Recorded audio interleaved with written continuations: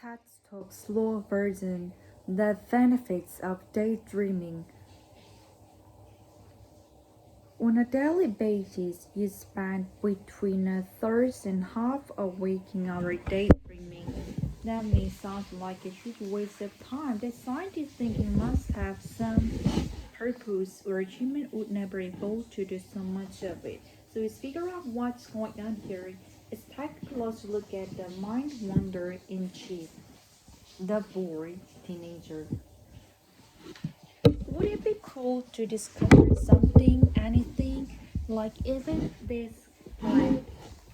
Just to be one of those explorers who sits around drawing stuff for years and everyone thinks they are a genius? But does anyone even do that anymore? Is there anything left to discover? And would I be tough enough to deal with these terrorists or scourge partners or whatever? I barely have English to make this true purpose, but I will. Any day now, I will have to display to show up to personalize and practice.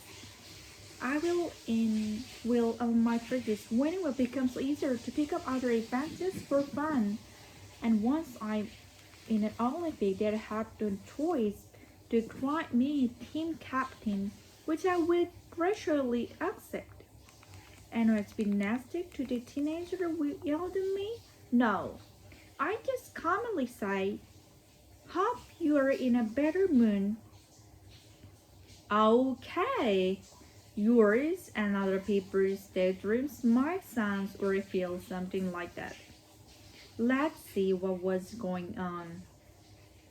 To see what part of the brain are active when you're doing a task or thinking or daydreaming, scientists use brain imaging techniques that shows increased blood flow and energy expenditure in those areas.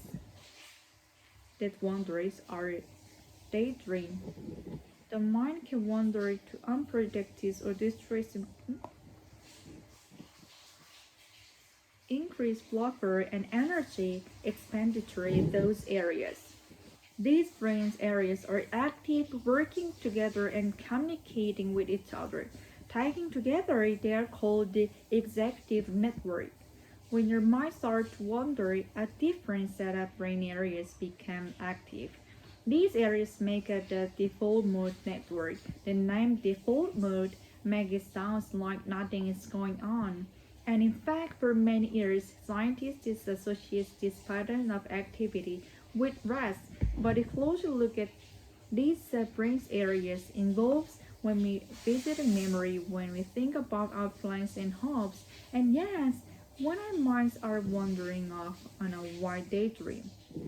The mind can wander to unpredictable, distracting places or brood over negative past events like argument.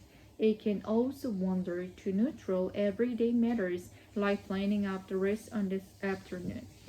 But where mind wandering really get interesting is when it crosses into the realm of free-moving associative thoughts that you are conscious directly. This kind of mind wandering is associated with anchorages in both ideas and positive emotions, and the evidence suggests that daydreaming can help people individually and school and navigate relationships and social situations.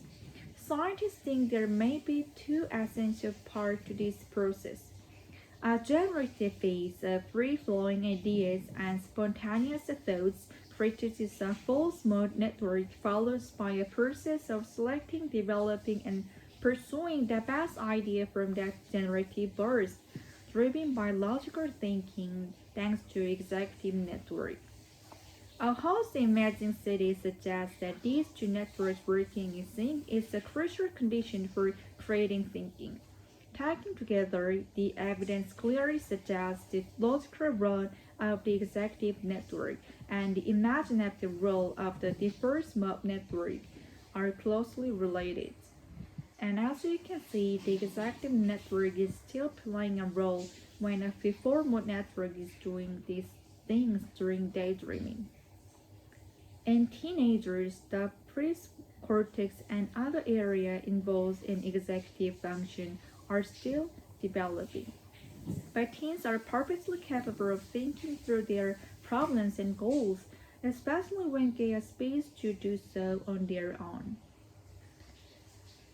If it seems like friendship during adolescence are particularly special, that's because even our scientific lovers, they are. What more?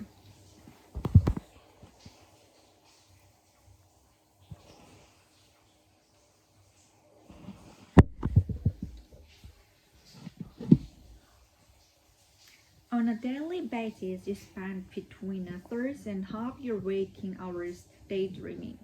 That may sound like a huge waste of time, but scientists think it must have some purpose, or humans would never evolve to do so much of it. So if we figure out what's going on here, let's take a close look at the mind wanderer in chief, the bored teenager.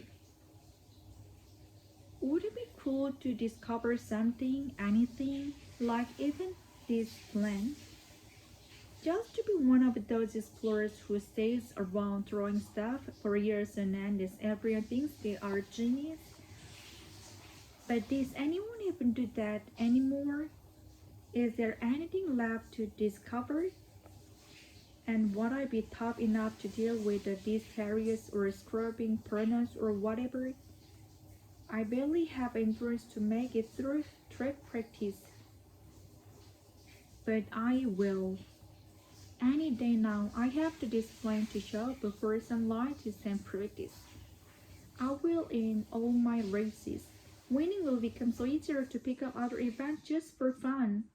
And once I'm in the Olympics, they will have no choice but to crown me team captain, which I will graciously accept. And will I be nasty to the teammate who yelled to me? No. I just calmly said, hope you are in a better mood. Okay.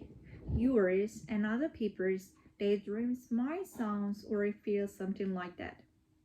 Let's see what was going on. To see what part of the brain are active when you're doing a task or thinking or daydreaming, scientists use brain imaging techniques that show increases blood flow and energy expenditure in those areas. These brain areas are active, working together and communicating with each other. Taken together, they are called the executive network. We might start to wonder a different set of brain area became active. These areas make up the default mood network. The name default mood makes it sound like nothing is going on. And in fact, for many years, scientists associate this pattern of activity with rest.